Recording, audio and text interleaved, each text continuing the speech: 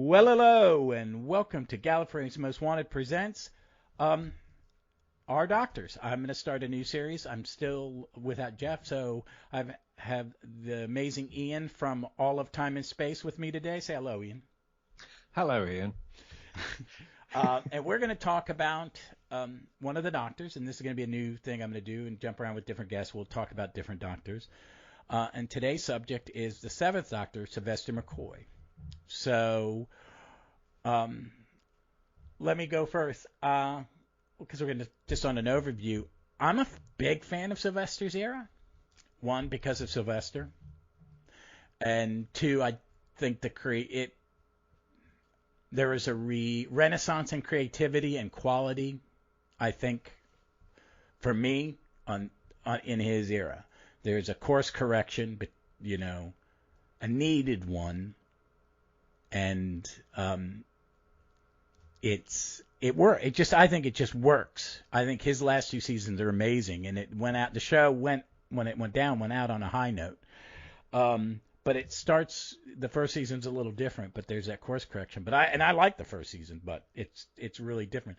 I like his choices as a doctor a great deal. So, what about you, Ian? Well, I mean, I would basically echo everything you say, although when it was broadcast, I would have been, I guess, 11 or 12, and coming after the kind of hard gun science fiction era of Eric Sayward, I didn't like it so much at the time. Certainly season 24, I was conscious that it was maybe a little bit embarrassing. But if you watch it now as a grown-up, you're able to see that it is just light years ahead of anything else that happened in that decade, or probably even in the original series. It's just a chocolate box full of glorious, lovely things. There's so many good stories in it, and it is. I saw it as an adult. I would have been 20. When did this air originally? 87 through 89. I'd have been about 23 or 24 when I got it, because I would have gotten this late. My brother would have been taping these on Maryland Public Broadcasting, because where I live in Richmond, we don't have our public broadcasting's crap, and because then they're only gonna show what's on the national feed. They won't pick up anything extra that might freak out what I would call the old blue hairs, the old ladies. But I think that generation old ladies is well done and gone. And they shouldn't worry about it. But they didn't. There was no Doctor Who down here. But I saw it, and there's a thing about, and I say this a lot about British science fiction, is it doesn't really need to explain anything. It doesn't. American science fiction, you have to know why the warp core works. No, I don't. It chip go fast. I don't care. Now get on with the story. And that and after, I wasn't a big 60 fan as an adult watching that for the first time, because I was the reverse. I didn't give way to the kind of kid to kind of go see what they're going for. And, I didn't have other things, other sources of Colin Baker as a doctor to make me enjoy him better, and then go back and go, oh, you know what? More of this is good than bad than I thought. But what I liked about McCoy was the tonal. I saw that tonal shift, and I liked the odd stories in that first season a great deal. I love Paradise Towers, and I love. I kind of really do love Delta and the Bannerman. It's a little silly, but there was something about that first season that didn't grab me, but like from the first 10 seconds of Remembrance, I really dug it, and I just thought it was a huge thing, a huge step up in quality. And but I would want to talk about each season kind of shortly, as they are, and for the audience, that season 24, which was the four stories, were Time in the Rani, Paradise Towers, Delta and the Bannerman, and Dragonfire. And I'll start on this one. I think this is a really rough season in some ways, as in I can imagine as kids like you seeing a tonal shift, and I don't think Cartmel had, since he didn't buy these scripts, couldn't put enough of his spin on it. I think they did the best they could with the scripts they had. I think there are things in each one that make it better. That is Slyvestor, but I don't think Sylvester's given all the tools he needs to be a good doctor because they're relying on his variety talents. So yes. So what's your take on this season? Well, I think it's kind of a really odd blend of kind of legacy stuff that they had in a filing cabinet from the Eric Saywood era. So, you know, we call Pip and Jane Baker back to write Time and the Rani, which, you know, the more you watch it, the older you get, the less offensive it is. But again, when I was 11, I thought it was deeply mortifyingly embarrassing, and I'd get beaten up in the playground, you know. And going through, like, Paradise and Delta at the time were, you know, but I was really much more excited by Dragonfire. Really? I think now, completely differently. I think Dragonfire is probably the weakest story of that first series. Yeah, it is. And it's as you say, it's all about Paradise Towers and Delta and the Bannermen, because you get, you know, Paradise Towers, you've got sophistication, you've got social commentary, you've got allegory, you've got, all right, some fairly slow-moving and ponderous-looking baddies, but on the whole, visually, it's a good story. And Delta and the Bannermen, you've got sunshine, you're outdoors. It's something that feels like something that Doctor Who's doing for the first time, certainly in the 80s when I was watching it. Oh, yeah, there's a lightness to it. There's it's when you understand what the show's really for, in a way, because when I'm kind of like, when I saw these as an adult, Time and the Rani drove me nuts. I was like, what the hell? Those people, is this My Little Pony planet? You know? Because that's all I could think of was My Little Pony. The costumes were quite stunning, weren't they? Oh my God! You know, and I mean, I was an adult, and there's the level of pastels on people in the 80s was horrific. There are pictures of me, and I'm like, I'm glad we didn't have cell phones. Me in a teal shirt with a light perm with some frosting. Oh. But it bugged me. But now, and I go back and I watch it, and I think Kate O'Mara's impersonation of Bonnie Langford is so good that it works, and it's so entertaining that these three people understand how to entertain an audience. I find Bonnie, I was never a big Mel fan until I kind of, you know, so it never, I think Mel's better served sometimes with, like, Terror of the Vervoids and the final two parts of Trial of the Time Lord. She's great. But, you know, again, it's Nathan Turner hired her for a skill set, as he did Sylvester, and then relied on it without any reason. So Cartmel's kind of tied to these scripts. And that one gets better when I watch it, except when the alien's involved, and then I kind of tune out.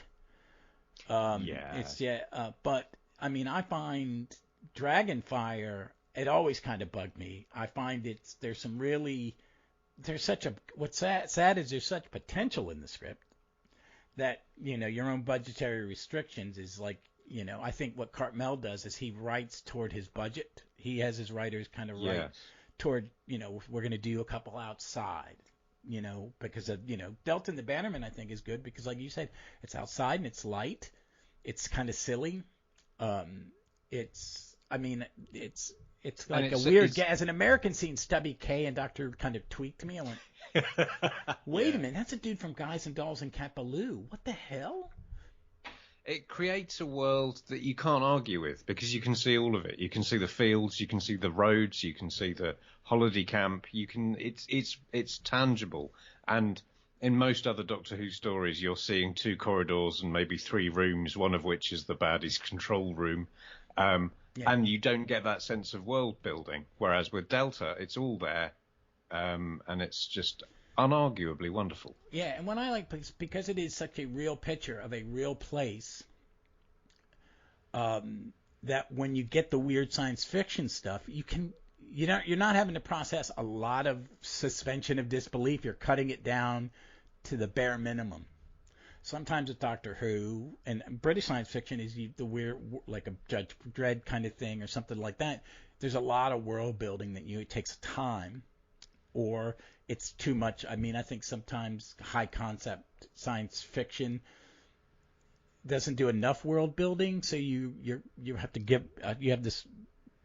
Your suspension of disbelief has to be working on a higher level because you're having to do it for setting, for language, for thing. But in this one is since you put the silly little Doctor Who story with these kind of cartoon villain and heroine and aliens in, because you have all these people you would really meet in a world that you would recognize. We in Americans don't have holiday camps. We just go on a vacation. You make it. We just wander. That's kind of how we do vacations. We just, okay, we're going to go to Florida this year. We're going to go to Disneyland and Universal and Cape. When I was a kid, we went to Disneyland. Ringling Brothers had an amusement park, and we went to Cape Canaveral. For me, my dad was like, "Oh, we'll go to Cape Canaveral." So we don't do the holiday, but they were real people, and I don't think any of the characters, even though they are a bit, they're archetypes of a 1950s world. Stubby K is playing a character he would have played on Broadway. This kind of comical, bumbling spy. More for your Carry On. I think it's a little more for your comedies than ours. Yes, I think it's very so much too. like a Carry On or like even a Chitty Chitty Bang Bang where everything's just tweaked a little bit. But I love that one. The more I watch it, the more I like it. Everything is kind of subtle and well done, and the performances are all kind of controlled. Gavrock is a grotesque, but he's not doing a Richard Briers. And he's doing. Everybody is making a specific choice to create a specific character. Yeah. The guy, the founder, the major who's in charge, who runs the holiday camp. Yep. Burton. Yeah. He's incredible. He is. And you buy every decision he makes when he goes, "No, we'll stand," in that thick Welsh accent. Yeah. It's you're getting that. You're kind of getting that brigadier thing. Is this guy's a person of authority who is actually not an idiot. Yeah. And he's going to come, and the doctor is helping him save the day. I want to see something on who directed. Chris Claw. Okay, not the greatest director in the world, but he didn't screw nothing up, I don't think. No, but, he did a good job there. He did. Everything's balanced. Everything's nicely balanced. And I think we're seeing a little more of the Sylvester we're going to see because they cut there's not all that. I think he's most heavy-handed in that first one with the spoons and stuff, and the stuff that's going to kind of get toned down or discarded.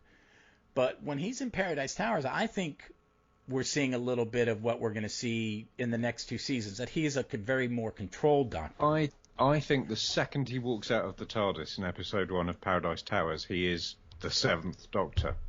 And really? I don't think you get too much more variation from him personally. I think he's worked. He's obviously gone home after the recording of Time in the Rani. He's thought about it. He's thought about what he wants to do. And he's noticed the chaos around him, and he's just thought, well, I'm going to play it like this. Well, and I think you can't fault him after that. Well, I think what you do is people go, well, you're hiring. They said it when Catherine Tate guested and when they made her a companion, but she's a comedian. All right, comedians are actors. Yep. They just have a different skill set, and they also tend, when put in a drama, to course correct. You've hired me for a drama, but I'm a light comedian. I'm not going to do any of that shtick. I'm going to just do what I read on the paper. And I think you see it with Pertwee. I was going to say that, yeah. Because it's the same. Pertwee was a genius of light comedy and voices and a comedian. I mean, I don't think Sylvester's act would play well in America, even when he did, because we don't have the history of variety.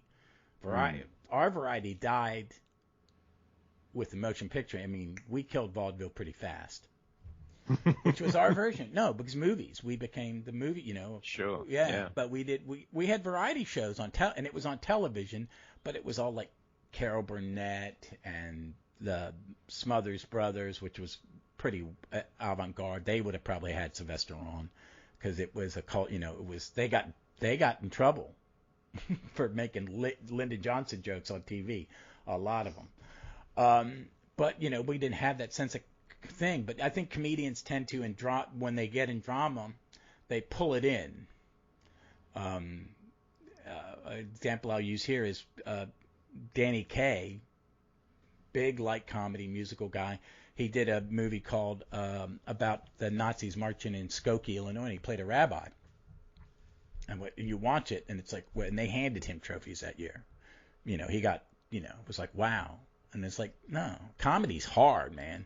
Being light and bubbly and using all this energy and that, but if they take that focus, and I think Sylvester takes that and that energy and focuses it down, because he's not doing much in the background, but you can see the doctor thinking, especially when he's manipulating people.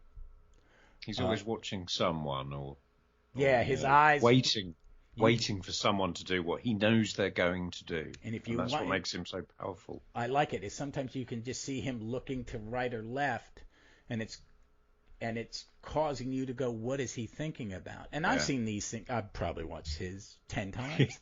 And I'd still get it. But that first season is I think he's there faster than most people think. Like you said, like it's really quick. And I really like that Cartmel will continue to embrace stories like Paradise Towers in each of that we're going to have the odd little story. So the second season, hold on.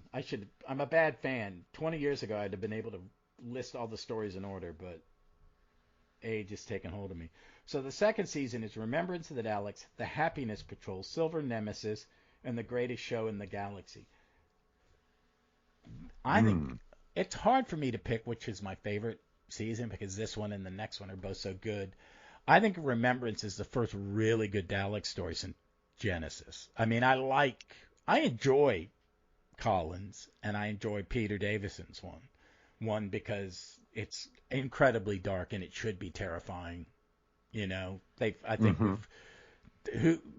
baddies got to be. You feel in that one, yes, the Daleks are a threat. And I like Collins because I like the setting of this quasi-comedic setting of the funeral home with those actors, and then I like Orsini in that, and the Knights, and that touched the comic book kind of villain thing for me. So, but Remembrance is just so good. I think it was just light years ahead of anything that happened in season 24, or from my point of view, anything that had ever happened in Doctor Who that I'd seen up until that point. It was so well written, it was so densely plotted, it was so small scale and at the same time so massive scale. You've got this whole thing about the destruction of Skaro, but it's set in a school basically, and even then it's only really set in the basement and the playground, and the Doctor and Ace are on fire from that moment. They get on really well. And they allowed the companion to act, which certainly was one of the shortcomings in Dragonfire. But I think she's kind of got slightly more of a handle on what to do by the time of Remembrance, and they're just the chemistry between them is so magnificent from the word go. And this really is my big realization about that era is that from pretty much it's there in Dragonfire, but certainly from Remembrance forward, you're seeing a Doctor and a companion who clearly love being together and spending time together, and they're kind of intimate and friendly. And I'd never seen that before in Doctor Who in the 80s. In the 80s, I don't think it happens. I don't think you could have, if Peter was given a single, he always says Sarah Sutton Nissa, but if you had put him and Janet Fielding alone, and I think at the end, I think he's okay. The TARDIS team with him and Thurlow and Tegan is a better one than preceding, but I don't think they have it. I think you've seen this connection since Sarah Jane, Joe. And then but before Joe, I would have gone to Vicky. I would argue that it was slightly less less foregrounded then, because the show was produced in a slightly different way, and there's been this prevailing no hanky-panky in the TARDIS rule. But I think by the time Cartmel is given free rein, the thing he does, the first thing he does, and the thing that's followed through to Rose and very much New Who, is the idea that the Doctor and the companion really love being together. Yeah, it is the first modern. She is the first modern companion. Yeah. I think you don't get Rose without her.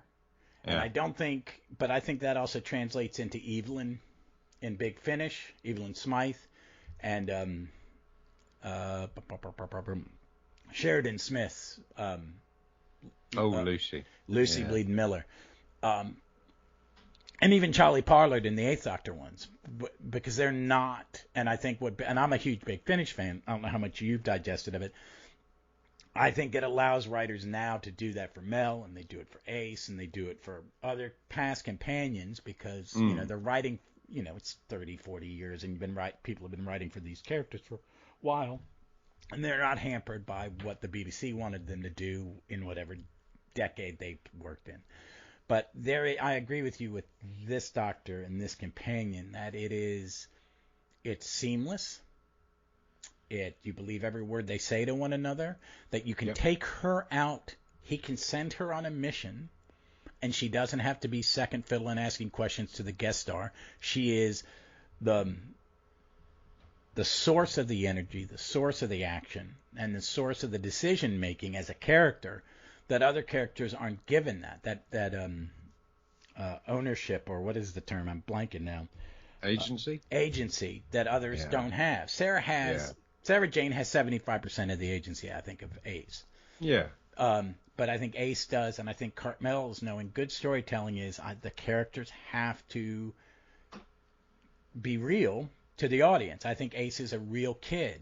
The crap he tortures her with to make her his agent or whatever, because I think Davies takes that thing is the Doctor turns, and Moffat does it too, turns his companions into little mini versions of himself. Yeah. And we're actually seeing it. And if they got another season, we would have seen it pay off with whatever the exit was ultimately going to be. And he was going to get a new companion and do it again. Except that this new companion was a thief, and it would probably been a redemption arc. But they are so good, and they are so good in this one. And all the guest stars are great. The plot, there's some cheesiness with the little girl, but I like it. And then the Davros being in a bin bag, as Jeff put it. It was the 80s. He was going through a goth phase. I thought of a movie. Me and Vic talked about it. I thought of a movie that came out in the 80s with Tim Curry, and it was called Times Square, about these two girls that become media sensations, and they play a concert on I think it's on Radio City Music Hall on top of the marquee, dressed in bin bags. And Tim Curry plays this kind of maniacal DJ who promotes them for his own ratings. So, but it was I saw cheap ass punk rock, and I was not a punk. That wasn't my music, but Richmond was a punk, kind of had a punk scene. So if you were going to certain clubs or bars, I went and saw some punk shows and in a pizza place that served beer, because everybody had a little mini stage on the strip of our university. But but that's the only thing I had a problem. I don't have a problem with it. It just makes me kind of giggle. See, I think, with you'd spent kind of 3 episodes expecting Davros to be the guy in the helmet and the chair in Ratcliffe's office. So that was such a good switcheroo when you find out that's the little girl, and you're like, what the fuck? And then Davros ultimately does appear, but where you least expect him. That's Conjuring 101, and that blew my mind. Again, I was 11, 12 years old. Yeah, but I've always liked that one, and I do, and I think having Davros in every Dalek story is a hindrance. Yes. To storytelling. He only has to be there if you need him, and it's about him. Or in Modern Who, it's more about him trying to stay alive by manipulating the Doctor, because the Daleks all want to kill him. You know. Yeah, I think the new series has it right in terms of that balance where the Daleks are their own thing, doing what they want to do, and Davros can come in and out, and he can be relevant or not relevant, or important, not important. And this, going back to Remembrance, I think it was the first kind of important Davros story since Genesis. Yeah. Oh, yeah. He has more. He's more part of what's going on because he's there to steal the hand of Omega. Yeah. He's got a plot. He's got a story. He's got motivation. The rest of the time, he's just being defrosted, or he's a head in a tank trying to earn some pocket money by selling human food. Yeah. So yes, Remembrance, and again, it's a story that the conventional wisdom at the time was that Remembrance was easily the best story of season 25. But with that whole passing of time, a lot of people say, yeah, but it's a bit, predictable and violent, and actually some of these more oddball stories are more interesting. So I would still, if someone's put a gun to my head and I'm going to a desert island and I can take one classic story, it would be Remembrance. But, oh. That's a good pull. Yeah, it's I might change that when we talk about the next season because there's one in that next season that I really, really like. But I agree with you on that one because I think it's also Cartmel's trying to show that we can tell all the different types of Doctor Who stories in one sitting. It's past, set in the 60s. Yep. It's a unit story, but it's with countermeasures. Yep. And it's this bug-eyed monster story. All at one time, and it works. And it's I think it works at all. He's just trying to show this is what we can do. It's the 25th. This is what you should have been doing with the Daleks ago. And I don't think, because I've met him, he's a really laid-back guy. He's an incredibly laid-back, very sweet man. And I think he was just basically, he said, I'm gonna, he got. I think the best thing Turner ever did was was having that trust in Andrew Cartmel you just get it done and I'll just get the money, and because he doesn't interfere in these seasons. And is that why they're so good? I think it helps. I think it helps because he has someone he doesn't have to second guess. Because I think second guessing Sayward isn't all on him, on Turner. It's on Sayward too. And that took me years to kind of figure it out and kind of reevaluate what I thought. I used to really think Sayward was saving the show, and I'm realizing, no, the two of them not getting along is harming the show. And I think Nathan Turner's not ultimately the problem. No, because it's not his remit, is it? He's not. You can't hold him responsible for the stories. He's there, as you say, to get the money, to do the budgets, but I think complain about Nicola Bryant's costume. Yeah, well, I think part of it too with Turner is what was putting out was causing him, the showman, to go make comments and make changes because he saw something.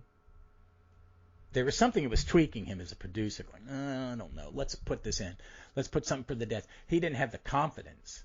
I think that's true. That's a very good point. I think he saw Cartmel did wonders with these other scripts, and I think Cartmel was dealing more with the production end of it, and he was picking things he knew Turner wanted, like, you want a frivolous one, you want a fantasy, because but all three seasons are a pretty mixed bag of types of story, especially since there are only there are only 4 stories in each one. But I think it's Cartmel has the trust that Nathan Turner, I think he gets in more stuff because the quality of Remembrance as a whole is, except for maybe Delta, well above season 24. I mean, production-wise, script, presentation, editing, everything. It is just, wait a minute. We haven't seen one this tightly produced since not even Graham Williams. I would say Philip Hinchcliffe. Yeah, that's probably a fair estimate. I mean, I remember it. It absolutely blew my socks off. Oh, no. I'd never seen Doctor Who that good. Oh, yeah. I think this is what got Vic too. I talked to her because it took her forever to get, she did Old Who kind of just to kill time while she had an infant. But it took her for one. When she got to that, I was like going, I can't wait to hear what you think of the Seventh Doctor and Ace. And exactly what it was. It's like, wait a minute, that's a fully, yeah. Yeah. And I think it's here. And I think this is why this is kind of like her favorite Dalek story. And it's my go-to of the 80s. I still, I would take this over. I definitely would take it over Destiny and that. Oof, to me, that's a awful, awful, awful story. It does not improve with viewing, but this one just kind of it got me in the groove. So when we go to the second one, which is the Happiness Patrol, which is absolutely one of my favorite Doctor Who's. It's just because it's so bizarre, and I don't care because it is perfect political satire, and I was an adult voting and living in Reagan's America, and Thatcher knew what Thatcher's England. Yeah. We had a comprehension of what was going on over there, and going, oh yeah, this is spot on. This is the shit we're listening to, because we had Ronnie Reagan, man, going, it's good, and by this point it would have been George Bush, the first George Bush, who was a nice guy. Everybody liked him. He was a personable human. He did some fucked up stuff, but That's job description. It is, and he was someone who, he changed this. But people go, why did he do it? It's like, well, he was the head of the CIA. He understood, he had more knowledge probably than most presidents, because, but it was, but Reagan tried to spin this, we're in the great, and I think Happiness Patrol is a reflection of that, is that people were going, it's really not as nice a time as you think it is, Margaret or Ronnie. So I really like that. I like the idea of the Candyman. And Helen A is just it's astounding performance in something that could be completely throwaway. It's that, science fiction without an explanation. Doctor Who can be anything. It could land anywhere. So it lands on a colony where sadness is a crime. And they build a world in 15 minutes. And then it's great. I even like, I'm trying to think. So when I watched it for the first time, I was too young to get the kind of political dimension. So it was just a story. It was basically the Candyman show for 3 weeks. Helen A. Obviously had a fairly extreme bit of costuming going on. You had Fifi the dog. I mean, production-wise, it was ambitious. There's this sort of idea in fandom that we all need to watch the Happiness Patrol in black and white to really get the kind of noir feel that everyone was going for. But I think it just demonstrated a real courage. And then obviously when you watch it with the eyes of a grown-up and you realise what it's actually about, then it's the Paradise Towers of that season. It's the oddball story. It's weird, but at the same time, it's so familiar. You know the world. You know who Helen A is. You know what the argument is, and it instantly pulls you in, and you're kind of rooting for. Obviously the Doctor. That's all we ever do is root for the Doctor. But that whole societal shift, we want it. Yeah, I think I like that every season he puts one of these in there. Well, he didn't. I mean, that there is one of these kind of oddball stories, and this one really, I think this one holds up. I think this one holds up on any level. A child can watch it and be, ooh, the evil monster made of candy. Yep. And everybody's playing it just the right amount over the top. They've all picked it, and Helen A is playing it 100% straight. And, I love it. And as a pet owner, I like, that the dog dies and she actually starts to grieve, and it's very, you don't think and she doesn't do it over the top. She is the only one playing it 100% straight. Her and Sylvester. Yeah. They are playing none of this for comedy, where everybody else is going, just tweak it just a little bit up. I like this whole season. I think there's Silver Nemesis could do with a tightening up of. It's sad. Is that a 3-parter? Yeah. It is a 3-parter. Yeah, it could be a little tighter, but I enjoy it. It could be a 2-parter, couldn't it? Oh, there are aspects of it that one could remove if one there are were too many villains in going on. There it is, I'm not even worried about the too many villains. I think that's fine. I think we don't need the skinheads, and I think we don't need and I forget the lady's name, but the lady in the car. Oh, the lady from Virginia with the accent that I've never heard. Yeah, that's sort of deep South Virginia kind. Yeah. I don't know. We have a lot of accents in Virginia, so we have a specific one for a certain neighborhood, like area. Oh, it's called South Side. The South Side of Richmond. And if you do this to a Richmonder, they know what you mean. Goes, they're not from the South Side. They're from South Side. South Side. South Side. Yeah, I don't know what the hell it came from, but it's only in that one like it's one county. Cool. But she is such a cartoon American boy. But Vic loves her and loves that bit of comedy, and I think it's funny. I love Lady Painfort and her manservant. Oh yes. Yeah, I really like the manipulative doctor. When we get to the end, I want to talk about that. I think it works better for him than it works for Tennant. Absolutely. I think Tennant just comes off as the narcissistic doctor. Yeah. We'll come to that. Okay, yeah. But I like him knowing what's going on and landing in places, and they're going to do this with the new adventure novels because that's what they're going to take. They're taking Cartmel, and taking the safety guard off. Yeah. But I love that one, and what's the fun? I really love Greatest Show in the Galaxy. I think it is a great concept.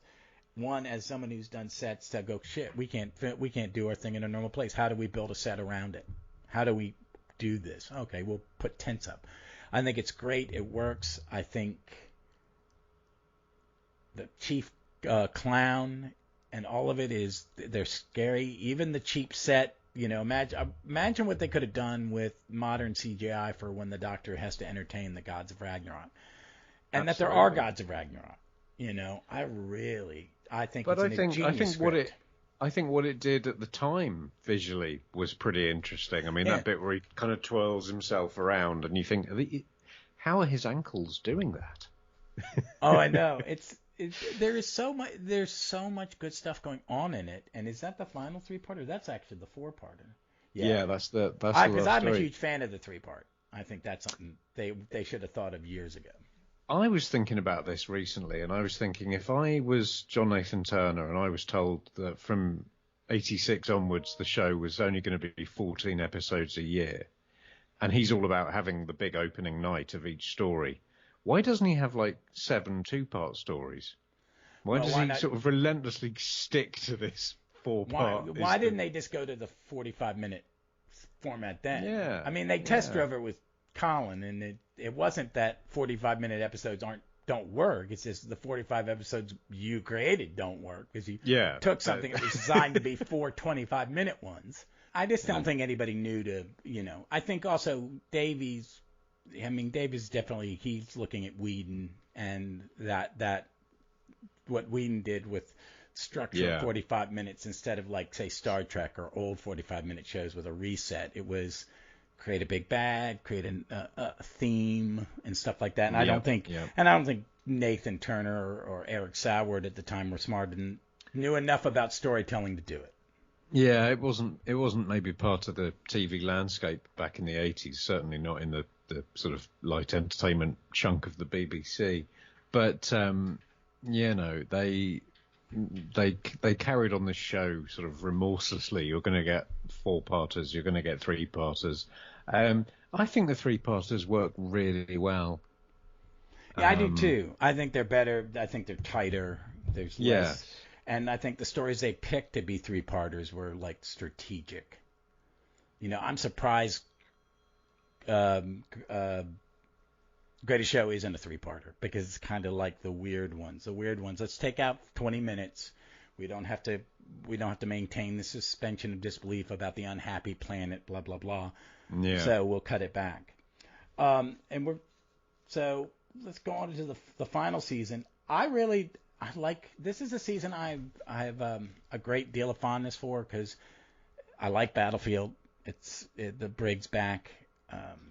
It's a little. I mean, I would think that's for script wise, that's the weaker of the script. I'm a lover of Ghostlight. I think it makes perfect sense. I don't have a problem understanding it. I just like all of them. It is, as far as I'm concerned, it is the best season of classic Who. The only thing missing is like a classic villain, like the Daleks or something. But you don't need them. Exactly. The stories are so good. Oh, you don't. Again, because they've got this theme of this series, it's kind of half of it's about the Doctor, half of it's about Ace. There are two stories each where Battlefield and Survival are about the Doctor. The middle 7 weeks with Ghostlight and Curse of Fenric are about Ace, and it feels really of a piece. It feels like a really well thought out, joined up, consistent, solid series. Yeah. It's very tight, and they're all very different, which is good because Battlefield is a unit story with aliens. Ghostlight is the weird story. Curse of Fenric is the monster in the past, Yeah. And it's this big piece that kind of... And there's a journey for Ace in all... Not in Battlefield, per se, but in the last three, there's something going on with Ace, and there is an arc for her, even though it's subtle, and we would have seen it paid off in the next season when they would have written her out. But, I mean, I love Ghostlight. I never had a problem figuring it out. It was just like, people go, it doesn't make sense. It's like, well, basically, it's just a computer that can't deal with the fact that everything changes. Yeah. I mean, that's all it is. And that, people have stumbled upon it and been trying to use it, I mean, I'd have been, again, 12 or 13 when it aired, and I was studying science at school, so I knew what a control was. I knew what a survey was. So I never had that problem with it. And I think a lot of people who did were people who maybe just didn't pass science at school. Yeah, well, I mean, I was a history and a art nerd, so I mean, I mean, I'm not a scientific person. I don't know how I passed, but I mean, made sense, and it was also, it was so moody and so atmospheric and all that stuff. Claustrophobic, and very theatrical, wasn't it? It was. Oh yeah. Imagine seeing that on the stage. You could realise that story so well on stage. Oh, yeah. Big Broadway set with the parlor, and on either side, the two different rooms. Yeah, it is. Yeah. And it, to me, is someone who, in my household, we watch Masterpiece Theater. So we were watching all y'all's classic dramas on Sundays. Yeah. So it was very much, here, BBC, what we do great. Here's a parlor, we call it a dining room drama or living room drama. If Dickens or Trollope wrote Doctor Who, they'd have written Ghostlight. Oh, yeah, very much that.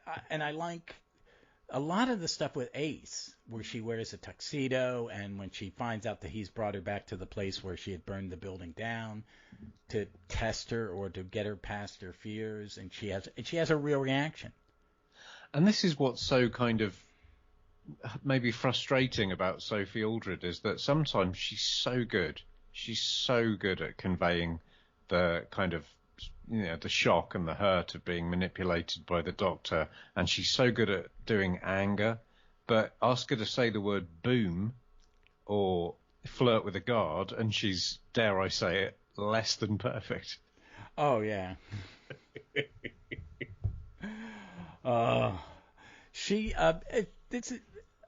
I liked everything in it. The guy plays Redfern. I love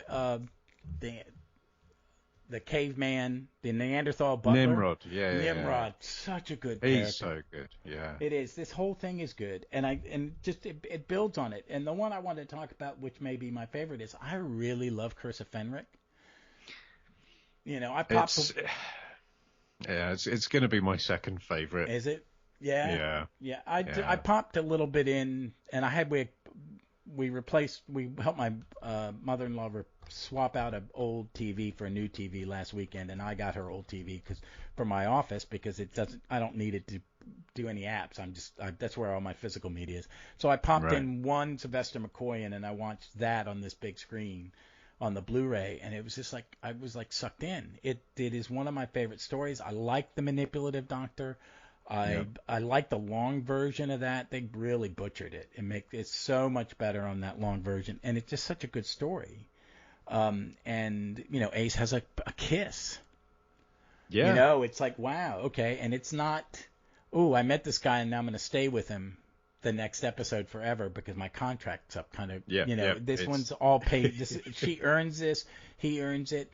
That Doctor has faith, and in his companions. I love that thing because I'm not a person of faith anymore, but I understand how powerful it is and how it is, and why that works in vampire stories. It's not the cross that gets you; it's the faith, the belief in something.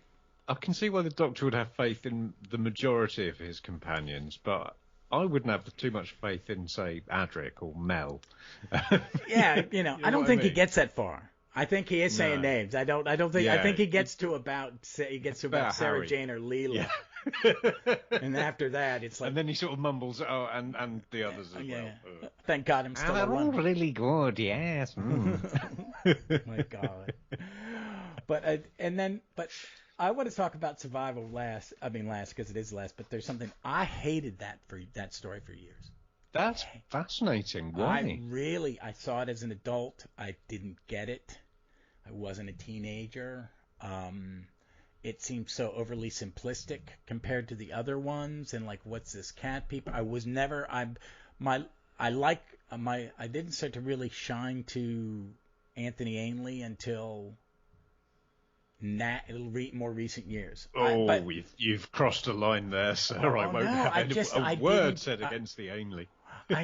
No, but this is the one time I think he works the best for me, and I think he was the thing. I went, okay, but at least the Master is a little more menacing, because I think I just rewatched when the last year I watched Planet of Fire, which isn't the greatest Doctor ever, but I like him in that.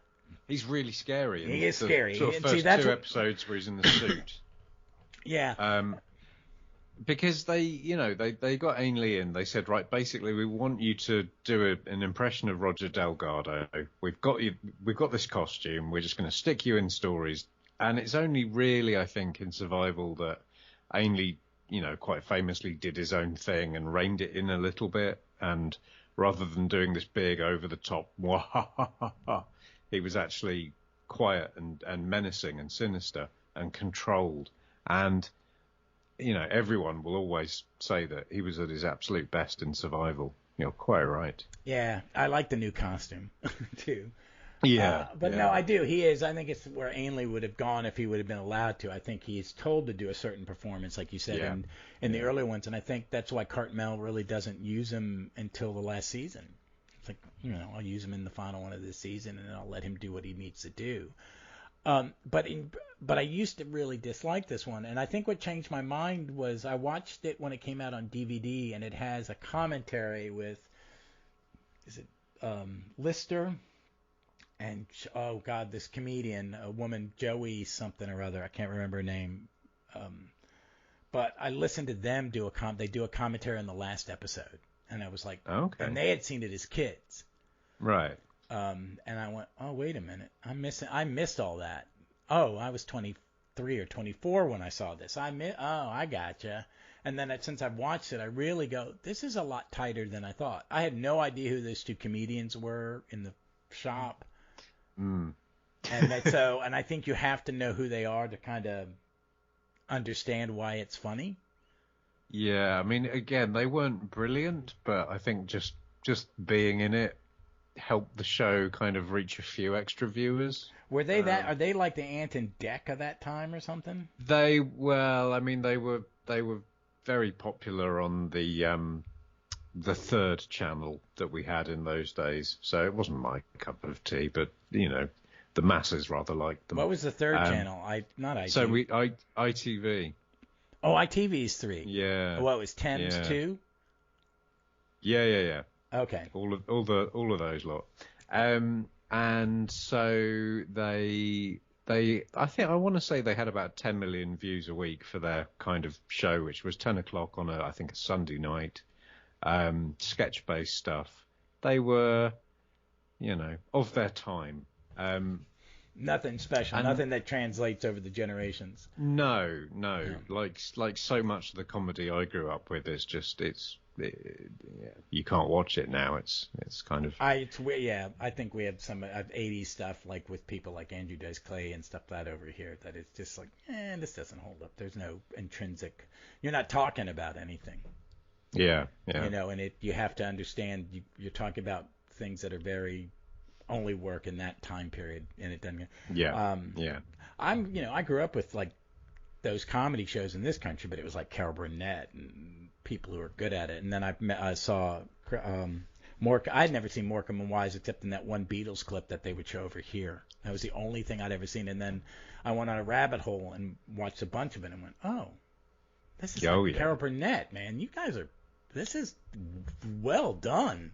It's, I got a buddy who goes, well, how do you watch it? It's like, man, yes, it's frivolous. It's like candy. It's that. But what they're doing is precise. That's planned. It's art.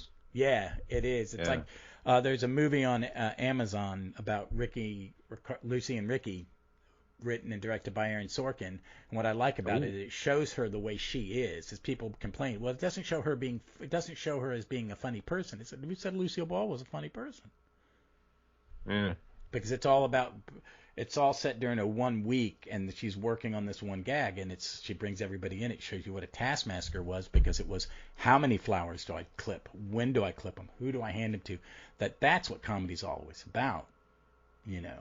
Comedy. This is an Aaron Sorkin project I've not heard of. It's called Javier Bardem plays Ricky, and you find out that Desi Arnaz created the 3-camera system. Okay. Created the studio audience, and was smart enough to go, I own the film. Wow. That's why it made all that money, because he owned the film. CBS didn't realize, okay, yeah, you're not going to use any of this. Yeah, I am. And he did, and he built and we don't get Star Trek without it. Wow. Yeah, because they bought RKO Studios, made it Desilu, and they produced Star Trek. It's really, you get to know, and, it all takes place in this 1 week when Lucy maybe have possibly been outed as a communist. Oh. And that's running on one level. Her and her marriage is running on another level, and the creation of a skit for television is all running on a third level. And I'm a huge Aaron Sorkin fan. Oh, yeah, me He's too. like why I think I like Moffat. And that's why I kind of, I like that man. But that was a big segue. But we should spend as much time talking about Slyvestor McCoy as we do talking about Aaron Sorkin. Oh my god, but it took me a while I had to reevaluate. I mean, it really wasn't. It had been in the last 10 years that I've changed my mind on survival. I get why it is kind of. I'm glad it's the ending. They go up, and I like how they kind of just insert a line. I think it's there's a fair few acting performances in it which are not the strongest in the season, shall we say? Oh God, the sergeant. But the sergeant, some of the most of the teenagers. The one that turns thoroughly 80s villain with the greased back hair and the sunglasses. It's like how can you have a cliche halfway through a decade?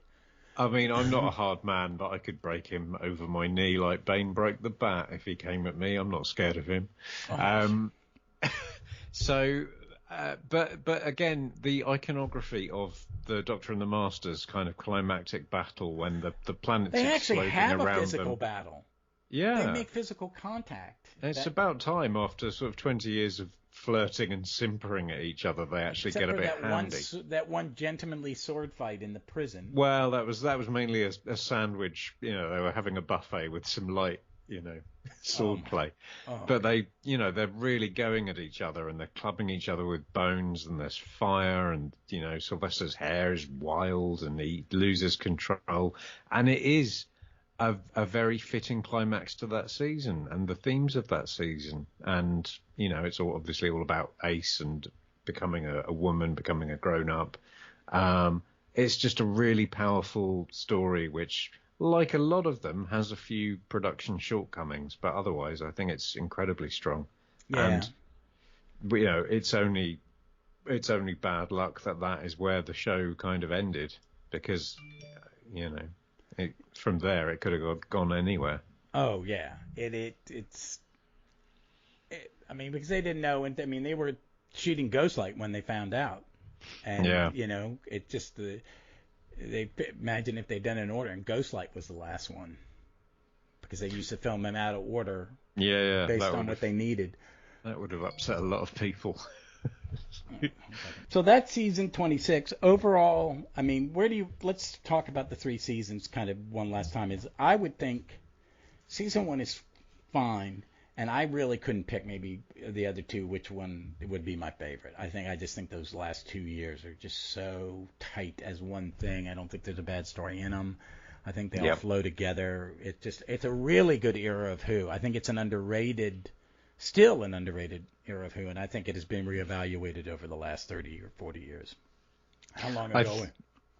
I think until everyone comes out and says this is the best classic era of Doctor Who, it will continue to be underrated. I think there are those magic seasons. I think, and there are some. I think season 2 of Classic is the one. I don't think there's one for McCoy. I don't think he has the Monster of the Week season, which those are all great introductions, but as a whole season, I don't think it holds up. I really think that first season of Pertwee, for me, I really like that season, and it works. It's tight, and I like the other era of Pertwee. He's got these two different. It's a different show. It's kind of like this, the first season of McCoy's. And I would say, maybe the second Hinchcliffe Holmes season, but I don't think for this, I think him, because it's such a small era, it's just so much tighter. Those John Nathan Turner, I mean, they were only doing 3, everybody only did 3, they only did 4 stories. I just think this is so, they're such an important TARDIS team, because we're seeing the future, we're seeing what the future looks like, and they don't realize it. I think Cartmel realized what the better dynamic was. So it just works. Everything's good. I love him. And then it allows him to bleed into, because him, Colin Baker, and Paul McGann, the post-cancellation media allows so much more for those characters. You know what? I mean, Davison gets help, but I think Big Finish really makes everybody go, this is what the Sixth Doctor should have been. I think with the books, I didn't read the new adventure books, but I think that is the books, both that and the Eighth Doctor ones are important. And we get more of it, and you get to see, and I think you do it in Big Finish. I think they take the Cartmel master plan and take aspects of it and kind of make him a little more manipulative and what did they call him? Time's champion? Yep. Yeah, I think you see that, and it builds from this, and it's all here. There's nothing that happens in those books or in the audios that isn't in these seasons, and it works. I think people complain about him being a little bit manipulative, and I just don't get it. I think it makes it interesting.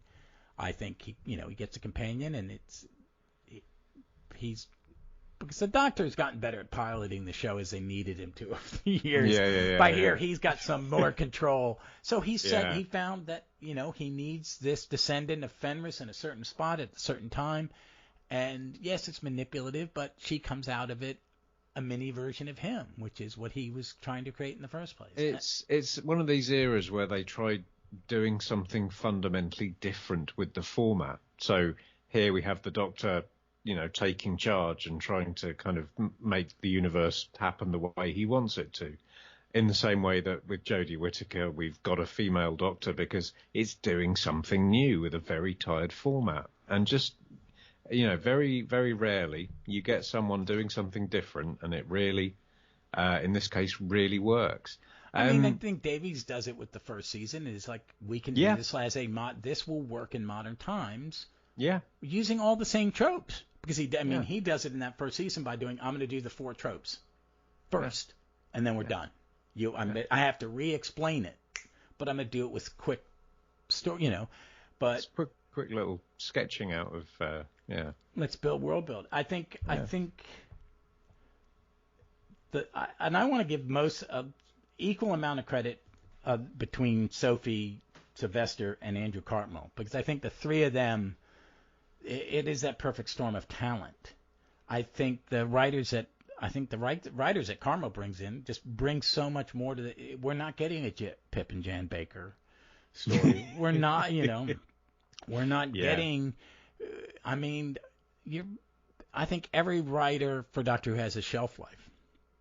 I think you get diminishing returns. I think Robert Holmes, his last couple stories aren't his best. Because I think Terrance Dicks. I don't think I'm not the hugest Terrance Dicks as a writer. I think if you want to see good Terrance Dicks writing, watch Blake 7. Because I think it's better than any of his Doctor Who, except maybe the first two the black and white Dalek stories and Genesis. I think most of his other Dalek stories are the same damn story in a loop. Yeah, absolutely. I don't, I think you're right in that. So Cartmel, I sort of put creatively, he's the kind of show-running visionary responsible for that era. How would you assess Sylvester McCoy's kind of performance? And because he's not a great actor, but he is an absolutely brilliant Doctor. I think what it is though, I mean, I watched they filmed his Lear with McKellen. The production, the set made me want to punch the TV screen because it was like, I would pay $50. I'd pay $100 in the theater to see actors walk around on a black box. But you need to make that, if you're going to film it, you need to juice that up a bit. But he's very good as the Fool because it's very quiet. It's kind of like his Doctor is like because the Fool is isn't funny. He prances a bit, but he's more. He's Lear's inner mind. He's Lear's conscience, personified. It's the sort of trickster figure. Yeah, this is what his brain would be saying to him. We just made it a character. And he's very over. He works. I have not seen Sense8. I've heard he's very good. He plays a villain in Sense8. It's a Stravinsky show. Yeah, I've never watched it. I've seen the first episode, but he's not in it. Oh, he's not in until like the second Martha or third Jones. season. Yeah, well, it's what the hell was that? But I think he does. I believe it was your show last week played a clip of Fenric where he does this monologue about evil since the dawn of time, and it is so well delivered. It's so good. He has moments throughout his tenure where he's just rock solid and unblinking, and he's just, he's a tiny little man, but he is the rock around which the world will have to move.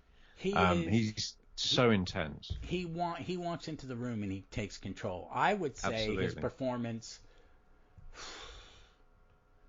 I would rank him very highly. I'd rank him above Colin, and that is not on Colin. That is on what Colin's given.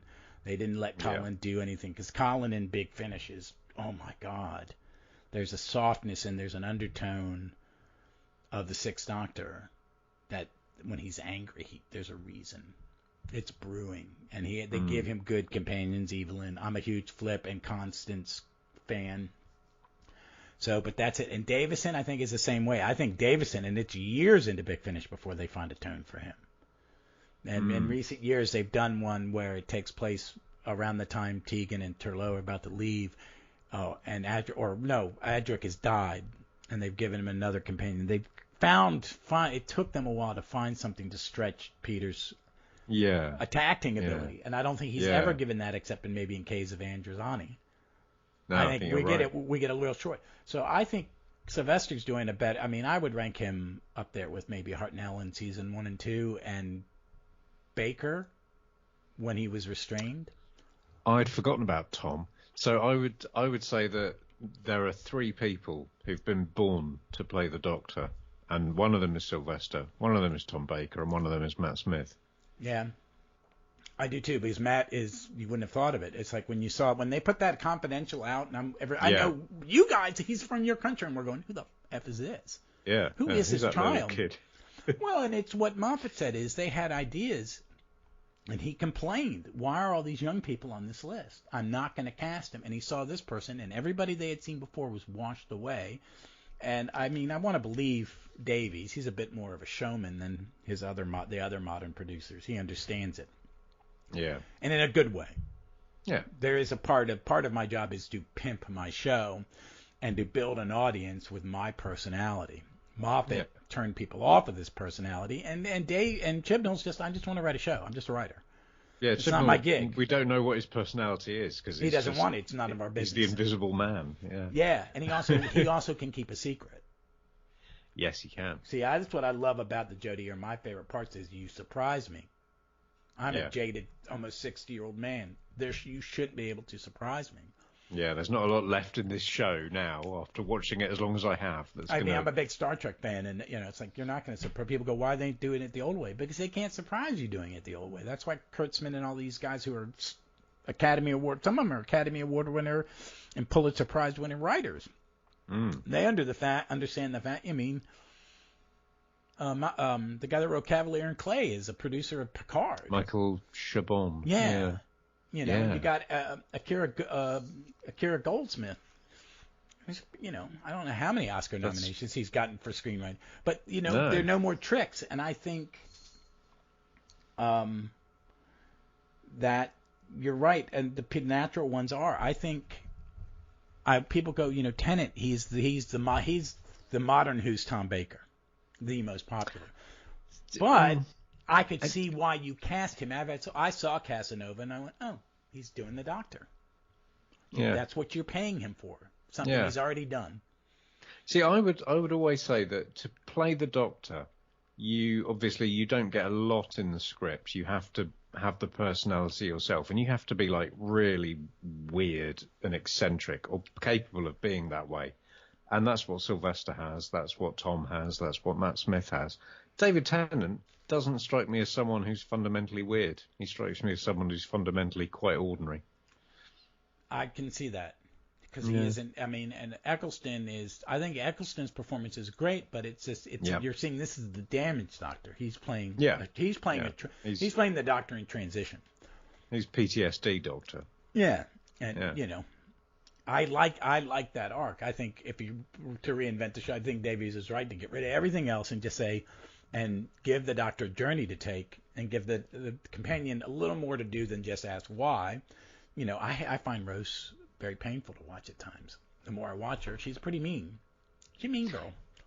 Yeah, I've heard that. I'd have to go back and watch all of it, which would be no hardship because Billie Piper's very lovely. Yeah, she's good at it. She's playing it. But the character is like a lot of quite people selfish. I mean, the way she treats Mickey. Yeah. It is, and Mickey's a great character, and they're good characters, but it's what you're saying is, I think you're right, is Tom and Matt and Sylvester, and I'm going to take William Hartnell out of the equation because no other Doctor is ever like the first Doctor. Yeah. Because Vic brings this up, the zaniness and the energy thing that all three of these guys have, that's something Patrick brought to it. Yes. But I think some people say he's better at it. I like him, but I mean, it's really that oddness. Sylvester's oddness is the subtler of the two, the other two. Yeah, absolutely. I think Sylvester is the most criminally underrated of Doctors. I think he's one of the most alien of Doctors. I think he's one of the most convincing of Doctors, and just the most watchable.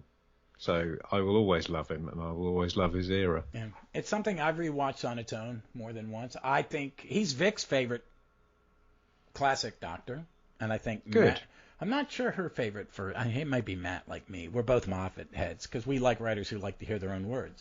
I have no problem with it. I like Sorkin. I like Joss Whedon. Other than people go It's like, he's not the first director. There are more awful directors than him. Alfred Hitchcock. Yeah. Okay. Yeah. Kubrick to an extent. Oh yeah, but he was just crazy to himself. But Yeah. but it's such a good era. I mean, I can watch it anytime I like. He is.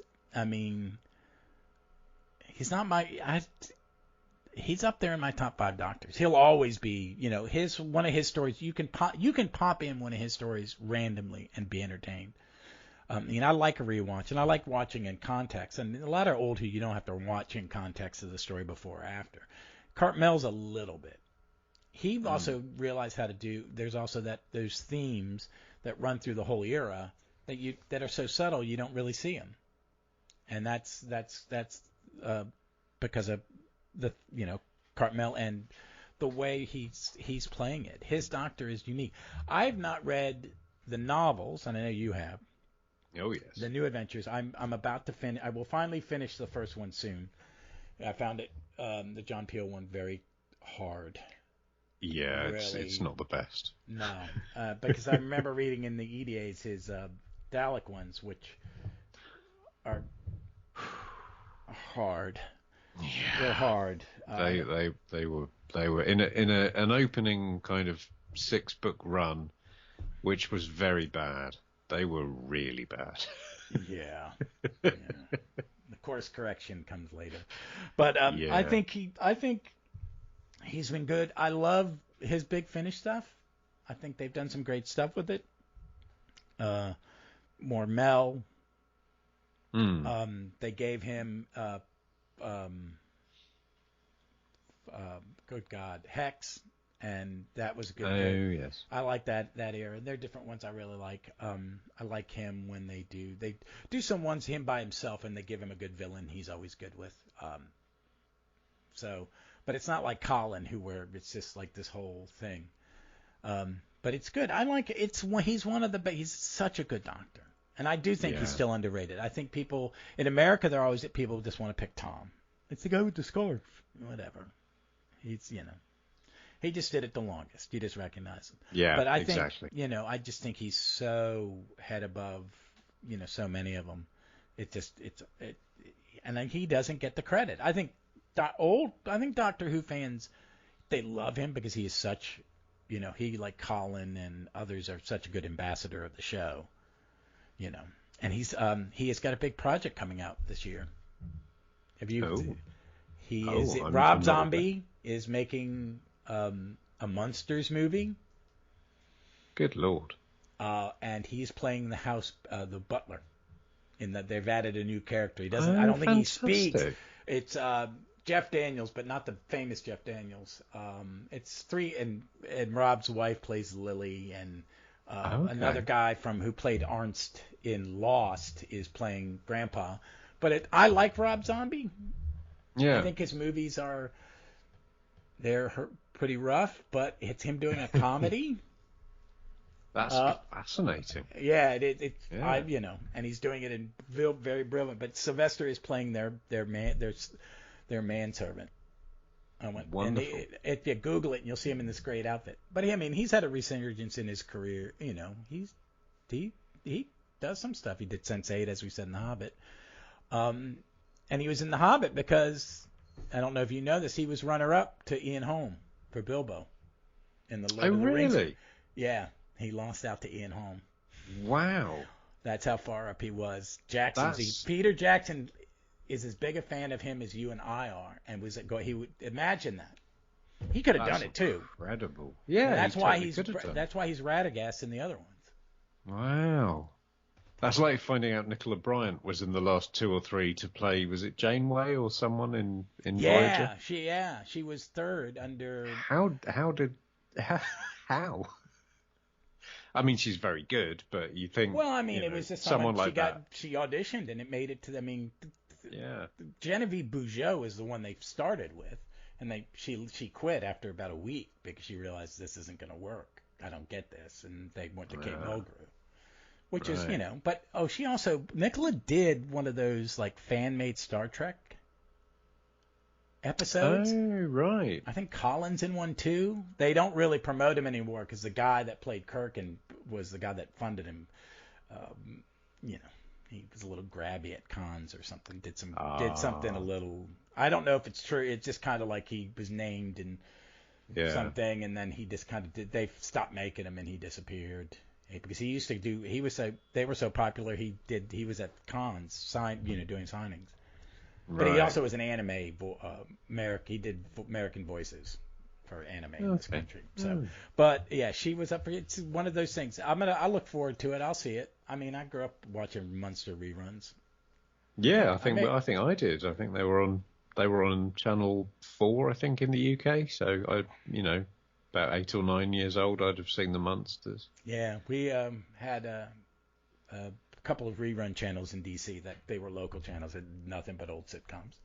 So, all right. Well, that's it for this is the first Doctor, first episode focused on a single Doctor. Thank you, Ian, for coming on. It was a lot of fun. What do you have anything to plug? I have so much to plug right now. It's ridiculous. Firstly, obviously, my day job, if you will, is as the co-host of All of Time and Space, which I present with the amazing Mr. Mark Cockram, who does such a wonderful job pulling together an amazing number of guests for that show, and obviously his production is awesome. I am also half of a newish podcast called the Electric Sodcast, which is comedy, which is kind of British, but if you like British comedy but you're not British, you'll like the Sodcast anyway. And as of this very morning, another new show has launched called We're All Stories in the End, which is all about the new adventures and the Eighth Doctor adventures. First episode dropped? Dropped this morning. Ooh. It's already had 21 listens. Not that I'm sort of frantically refreshing the ratings or anything. I'm sad. So yeah, 3 podcasts, All of Time and Space, the Electric Sodcast, and We're All Stories in the End. I'm looking forward to it. It's All Stories in the End. Great deal, because I was an ADA doctor, so that was my Doctor Who for about 2 years only. I didn't have a TV or VHS, so all I had was books. But we look forward to. I highly recommend. I've not listened to Sodcast. I will. I am a huge fan of All of Time and Space. I was lucky enough to get the Gunfighters for my guest slot. I appreciated it. It let me reevaluate it and not be as offended by the racist accents. They surely were. Huh? Oh my God. Well, my people go, but you're a Southerner. You grew up in the South. You don't have a Southern accent. I'm like, thank God. Thank God my dad was from Brooklyn. But folks, we'll be back next week, me and Vic, with Fear Her. I will edit this today, and this is going to go up in the same day because I'm just a little behind because I'm busy with that. But next week it'll be Fear Her. I do not know what the next slot after that will be. I am working on it.